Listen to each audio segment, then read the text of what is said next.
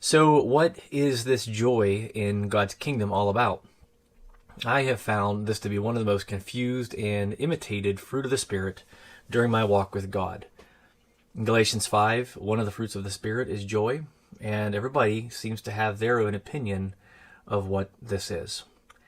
Many people talk about joy and wear big smiles and laugh and are so happy, and then soon after they find the ability to sin against God with no remorse.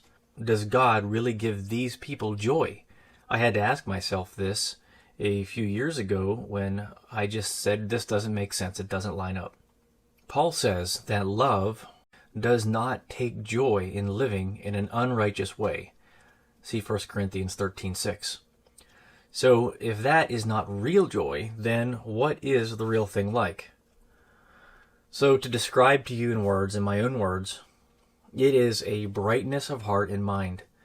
It is having a light in your conscience as God's light shines in you. It is a rejoicing in the truth with gladness of spirit, knowing that you have done and are doing God's will, and you have this assurance in knowing that God is pleased with you. Joy from God is a new life and a heart full of glory and brightness. This is a deeper level of joy and gladness that comes from the new heart and the Spirit of God that He has given you, and it makes you rejoice in the things that God Himself rejoices in. This joy that God gives does not equate to what we typically call happiness or pleasures of earth, and I think that most people would agree with me.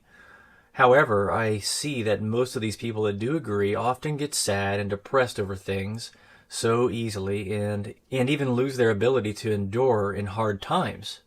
The happiness and sadness of most people depends on earthly, sensual, natural things, their feelings and circumstantial things, which all pass away. But true joy, the fruit of the Spirit joy, rests in God and in the words of His Son, which will never pass away, which will abide forever. Any joy that can be taken away by the earth is founded in the earth to begin with, not in God. I believe that even when you are mourning a loss or are sad over something, that there is still this level of joy that you have in God that endures.